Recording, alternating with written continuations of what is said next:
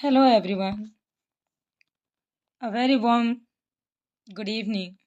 And today I'm going to discuss Helen learns to speak. How did Helen learn to speak? And how did the dumb child learn to understand everything? And also, how did she learn to express herself through the gestures? आज हम लोग इन सब के बारे में देखने वाले हैं कि कैसे उस बच्ची ने बोलना सीखा, कैसे उन्होंने चीज़ों को इशारों से समझकर सीखा। सारी चीज़ों को आज हम लोग यहाँ पर डिस्कस करेंगे। You can see very clearly this is your whole chapter. Have you ever wondered what the life of a person who cannot see or hear must be like? आपने ऐसा जिंदगी के बारे में सोचा होगा, देखा होगा कि जो ना सुन सकता है ना बोल सकता है. Read this extract from the autobiography of the first visually and hearing impaired person to earn a Bachelor of Arts degree. कि आज हम लोग ऐसे इंसान की बायोग्राफी पढ़ने जा रहे हैं जिन्होंने बैचलर ऑफ आर्ट्स की डिग्री हासिल कर ली है. एक गूंगे बहरे बच्चे ने कैसे उन्होंने ये करिश्मा कर दिया है, कैसे कर दिखाया है. ठीक है, so now it is your story. आप लोग इसको पढ़िएगा.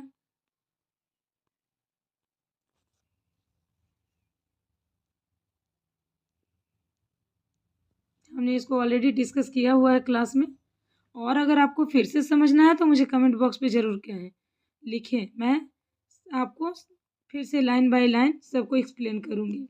ये हेलन केलर का ऑथर के बारे में आपको बताया गया है कि कब वो पैदा हुए और कैसे कैसे उनका जीवन रहा. Now come to the point, time to answer. Very first reference question. यहाँ पे हम लोग रेफरेंस क्वेश्चन के साथ साथ फॉलोइंग क्वेश्चंस भी देखने वाले हैं. तो सबसे पहला है कि refresh to context question. Read this lines taken from the lessons and answer the questions that follow. यहाँ पर एक लाइन दी गई है, you have to read carefully, then you have to reply perfectly. So line क्या है? Line है आपकी, I had known for a long time that the people about me used a method of communication different from mine. कि मैंने जाना था सब एक लंबे समय से कि कैसे लोग अलग अलग मेथड यूज करते हैं, कम्युनिकेशन का डिफरेंट डिफरेंट तरीका यूज करते थे. किन से? उनसे बात करने के लिए. अब आपका सवाल है, who is I in these lines? I यहाँ पर कौन है? आई यहाँ पर किसको कंसिडर किया गया है? You have to reply. Right. So now let's come to the answer. I had known for a long time that the people about me used a method of communication different from mine. कैसे लोग different different तरीका use करते हैं मुझसे बात करने के लिए. और है फर्स्ट क्वेश्चन है, who is I in these lines? इन लाइनों में आई कौन है? So we know better that I refers to Helen Keller, the author and protagonist of this story of my life. The story of my life का ये protagonist है. अच्छा, protagonist means क्या होता है? हीरो. जैसे हम लोग मूवी देखते हैं ना, तो मूवी में हीरो होता है अक्षय कुमार, शाहरुख खान. उसी तरह से प्रोटागोनिस्ट का मतलब होता है हीरो. इस कहानी में, इस स्टोरी में मेन कैरेक्टर कौन है? Which is the man character, तो उसी को प्रोटागोनिस्ट कहते हैं. तो यहाँ पर कौन है? यहाँ पर हेलन केलर को ही आई कंसीडर किया गया है, क्योंकि उसने खुद ही अपनी कहानी लिख डाली है. और बायोग्राफी उसी को कहते हैं बच्चों, autobiography. Now the question number B, who were the other people? और लोग कहाँ थे और कौन थे? So your answer is the other people were Helen's family. कि और लोग कौन कौन थे? तो उनकी फैमिली मेम्बर्स थे, जैसे फ्रेंड्स थे, उनके घर वाले थे. And the other in her environment, और उनके आसपास के लोग भी थे. Who could she and hear unlike her. कि कैसे वो लोग सुनते थे, देखते थे कि कैसे इस तरह से चीज़ों को ये कर पा रही है. चीज़ें एक जैसी नहीं रहती है कि कोई आपको लाइक करता है तो कोई अनलाइक भी करता है, कोई आपके अपोजिट भी खड़ा रहता है. तो लोग क्या कहते थे? हाँ, बड़ा ये गूंगी बोल लेगी, बड़ा ये सुन लेगी, बड़ा ये सीख लेगी. टांग खींचने वालों की बच्चों कमी नहीं है यहाँ पर. Okay, now come to the sheet. Question number C. Why was the method of communication used by the writer and those around different? वहाँ के लोगों और खुद ऑथर के द्वारा भी कह रहे हैं कि उनके आसपास के लोगों द्वारा ये कम्युनिकेशन का जो तरीका था, जो वे ऑफ कम्युनिकेशन था, वो डिफरेंस था। कैसे था? अलग अलग क्यों था? डिफरेंट मतलब क्या था? अलग अलग था। तो ऐसा क्यों था? Now your answer is Helen Keller was both deaf and blind. वो दोनों थी बच्ची, है ना, बहरी और अंधी भी थी, दोनों थी वो। So she used tactile sign language of touch to communicate, while others use spoken language and visual clues. So she use tactile sign. वो क्या करती थी? वो कम्युनिकेशन करने के लिए, बात करने के लिए वो टैक्टाइल साइन का यूज करती थी। टैक्टाइल साइन क्या होता है? छू कर, चीज़ों को छू छू कर सांकेतिक एक क्लूज वो क्रिएट करती थी। छू छू छू कर चीज़ों को पता करती थी कि ये क्या है, कैसे है, किससे क्या बात कर रहे हैं। तो उनका कम्युनिकेशन का वे ऑफ कम्युनिकेशन क्या था? उसका टैक्टाइल वे ऑफ कम्युनिकेशन था। वो चीज़ों को छू करके स्पर्श संबंधी सांकेतिक भाषाओं का यूज करती थी वो, है ना, एक तरह का गेस्चर वाला भाषा यूज करती थी वो। now the D number, what was that one significant different? वो एक सिग्निफिकेंट महत्वपूर्ण डिफरेंस क्या था? Your answer is the significant difference was that Helen relied on touch and hand signals to understand language while others communicate through speech and hearing. Helen क्या करती थी? भाषाओं को समझने के लिए, उस लैंग्वेज को समझने के लिए वो क्या करती थी? टच करती थी, छू कर देखती थी, छू करके, स्पर्श करके और हाथों का गेस्चर करती थी। संकेत पर वो निर्भर करती थी। लेकिन while others communicate through speech, और दूसरे लोग उनसे स्पीच से बात करते थे, मतलब अपनी आवाज़ से बात करते थे और सुनते थे। लेकिन वो सारी चीज़ों को कैसे करती थी? क्योंकि वो तो ना सुन सकती थी और ना बोल सकती थी, तो वो सिर्फ टच कर सकती थी। और टच कर करके ही, टचिंग के गेस्चर के जरिए ही वो सारी चीज़ों को कर पाती थी। वो उसी पर डिपेंड थी totally. Now the reference to the context question, question number 2। Again we have a line, read very carefully, then you have to answer one by one ABCD. So the line is, this feeling began to agitate me with a waxing forward reaching sense of a lack and should be filled. तो क्या कहा जा रहा है यहाँ पर कि ये भावना मुझे एक ऐसी कमी की ओर ले जाने में हेजिटेट पैदा करती थी जिसे क्या किया जाना चाहिए था? It that should be filled, इसे पूरा किया जाना चाहिए था। So first question is, what feeling is the writer referring to? किस तरह के फीलिंग को जो राइटर है वो रेफर कर रहा है?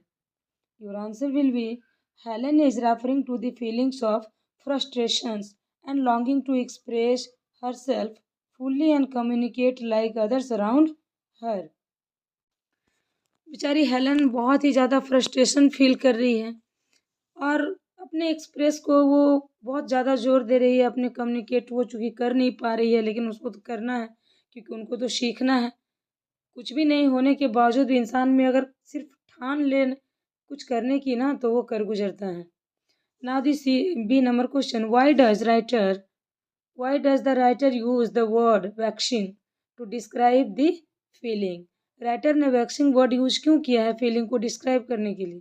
Your answer will B, she uses the word waxing because the inability to communicate properly cause her deep frustrations and distress. So your answer will be, answer इसका क्या होगा? वो वैक्सिंग शब्द का क्यों यूज करती है? इसलिए यूज करती है कि वो बेचारी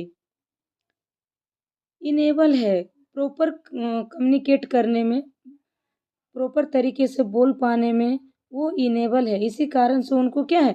डीप फ्रस्ट्रेशन, उनको निराशा है, बहुत गहरा वाला निराशा है और डिस्ट्रेस है, परेशानी पैदा हो जाती है। वो निराश हो जाती है क्योंकि वो प्रॉपर वे में बात नहीं कर पाती है। Okay, now question B, why does the writer? Question C, what is the sense of lack refers to by the writer?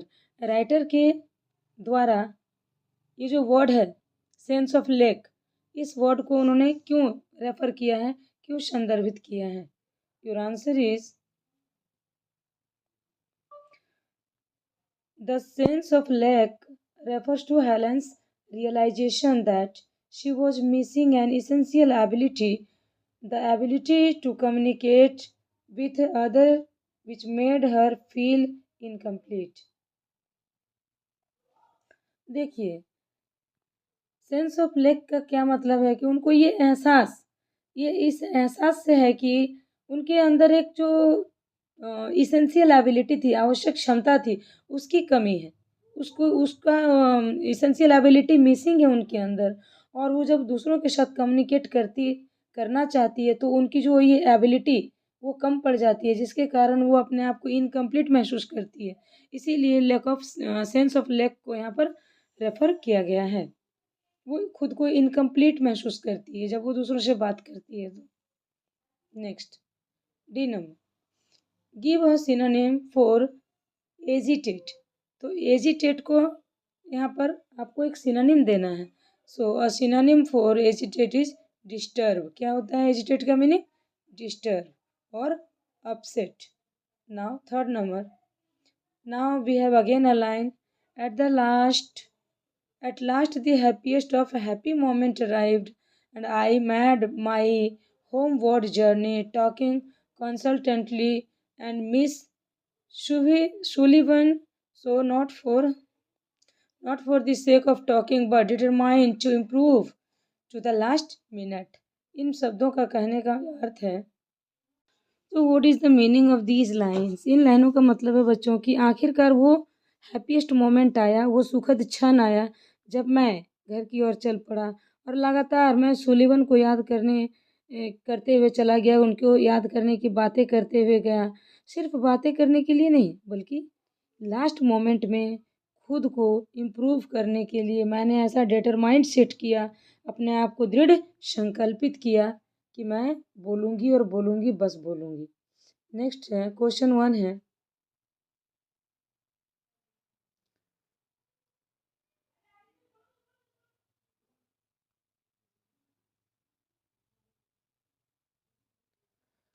What was the happiest of moment?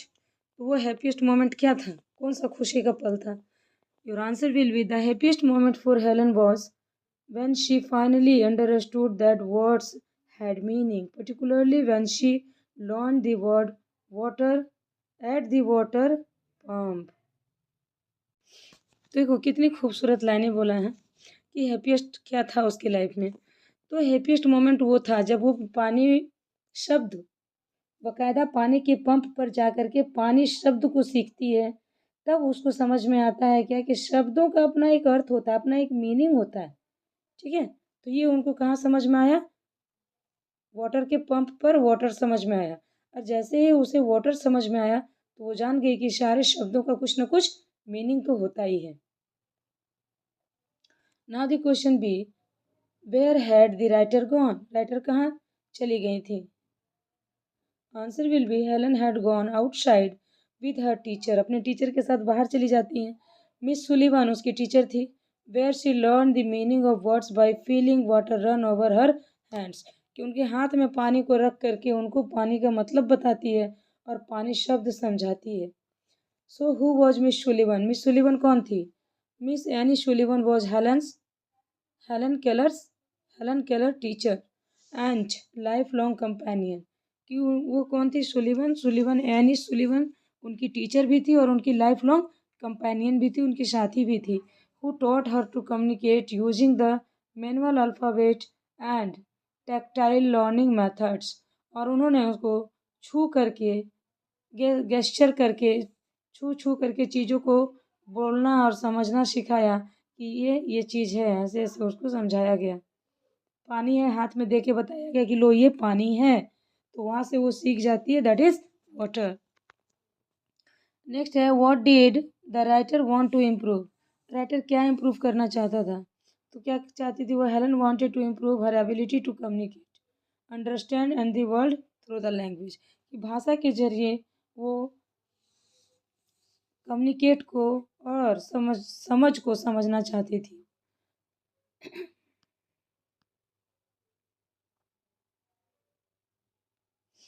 Now अब आ जाओ answer this question in 30 to 40 words वाला answer आ गया है। सबसे पहला सवाल है what action of Helen proved that she was keen to utter audible sound.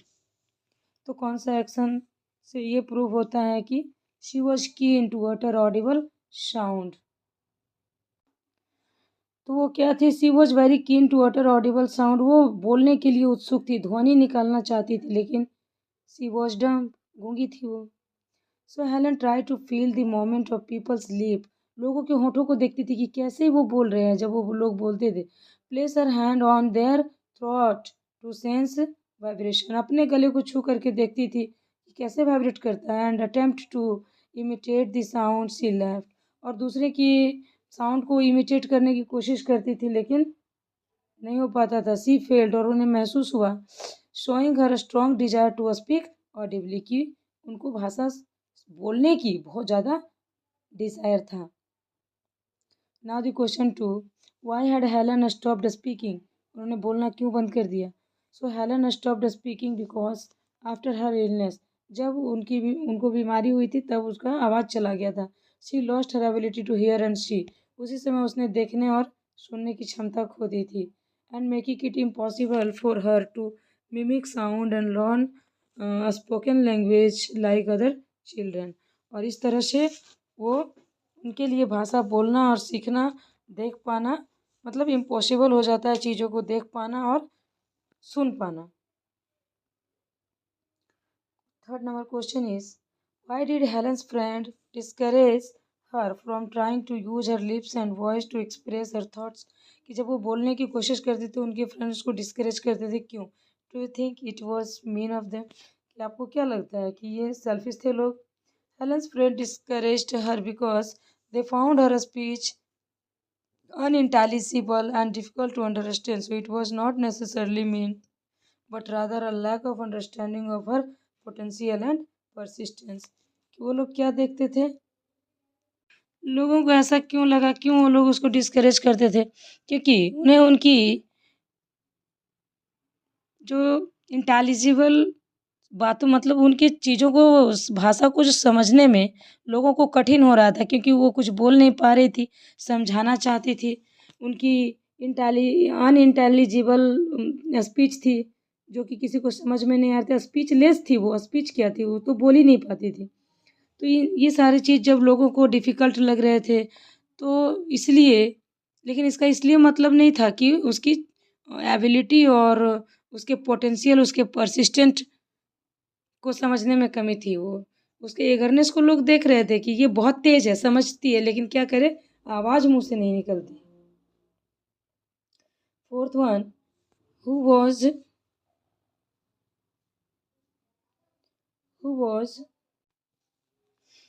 How was Ragnhild Kaata and how was the responsible for Helen's resolve to learn to speak.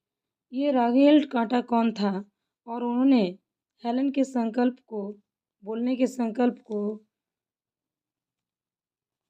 How was she responsible for, और वो कैसे responsible थी Helens के संकल्प को learn to speak करने में, बोलने बोलने की क्षमता को सिखाने में वो कैसे संकल्पित थी इसमें। So Ragnhild Kaata was a deaf and blind Norwegian girl who learn to speak. तो ये कौन थी, रेगनहिल्ड कांटा एक पहले से ही गूंगी बहरी लड़की थी, and who learn to speak, और उस गूंगी बहरी लड़की ने क्या किया था, बोलना सीख लिया था। So her success inspired Helen, strength her determination to learn spoke language despite her challenges. इसी को देख करके हेलन बहुत ज़्यादा इंस्पायर होती है, और ये भी सारे चैलेंजेस के बावजूद भी बोलती है। Fifth one, what method did miss Fuller use to teach Helen. तो मिस फुलर ने कौन सा मेथड यूज किया था हेलन को पढ़ाने के लिए। So Miss Fuller taught Helen by placing Helen's hand on her face, तो उसके चेहरे पे हाथ रख देती थी। Helping her feel the shape of lips, होठों को बोलती थी कि फील करो। And variations of the throat, गला को छू कर के बताती थी। Gliding and producing sounds and improving her speech. और इस तरह से वो हेल्प करती थी उसके स्पीच को इम्प्रूव करने में, उसके साउंड को इम्प्रूव करने में। Now the next, what was the first connected sentences that Helen ever spoke? Sentence that Helen ever spoke. Your answer will be the first connected sentence Helen spoke was, पहला शब्द क्या बोली थी? It is warm. This marked an important milestone in her journey to learning speech. यही वो निशानी है जिस वो अपने जर्नी के माइलस्टोन को वो फतेह करती है और लर्निंग सीखती है। नेक्स्ट वन है, which individuals tireless efforts does Helen hold responsible for her progress towards natural speech? इन लाइनों का मतलब है बच्चों कि हेलन नेचुरल तरीके से, नेचुरल प्राकृतिक भाषण की दिशा में अपना जो भी इनका प्रोग्रेस रहा, इसके लिए ये किनको रिस्पॉन्सिबल मानती है, किनके एफर्ट्स को ये फ्रूटफुल मानती है? Answer will be Helen credit her teacher है। हेलन सारा क्रेडिट अपने टीचर को दे देती है, एनी सुलिवन को, for her continuous guidance, patience and effort in helping her learn to develop natural speech skills, कि उन्होंने इसको सीखने में इतनी मदद की कि इन्होंने सारा क्रेडिट उन्हीं को दे दिया। Now the next one, what was it that spurred Helen to carry on when she sometimes felt discourage? जब हेलन कभी कभी एकदम से डिसअपॉइंट हो जाती थी, डिस्करेज हो जाती थी, तो उनको फिर से आगे बढ़ने के लिए कौन मोटिवेट करता था? सपोर्ट मतलब motivation. Helen's strong determination, desire to communicate effectively, and the encouragement from her teacher and loved one kept her motivated even when she felt discouraged. कि उसकी टीचर करती थी और उसके लव वन जो उनको प्यार करते थे वो लोग उनको मोटिवेट करते थे। Now the next question, how did Helen's mother react when she met Helen's as Tuscumbia station? जब वो टस्कुम्बिया स्टेशन में हेलन से मिलती है तो उसका रिएक्शन कैसा होता है? Your answer will B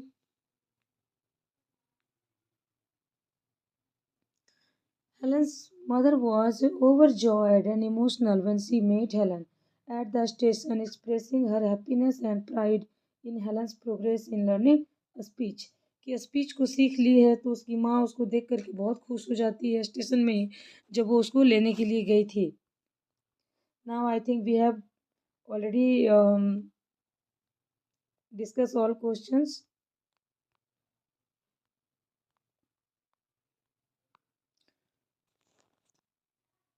You have to mention in the comment box if you find out any kind of the doubt. Okay,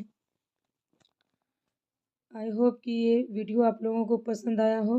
सारे क्वेश्चन आंसर मैंने बहुत ही सलीके से आपको करवाया है। अगर आप लोग कर लेते हैं तो इसके बाद कभी भी आप लोग इस चैप्टर में स्टक नहीं करेंगे। Okay, so we will meet very soon. Till then, thank you, thank you, thank you so much.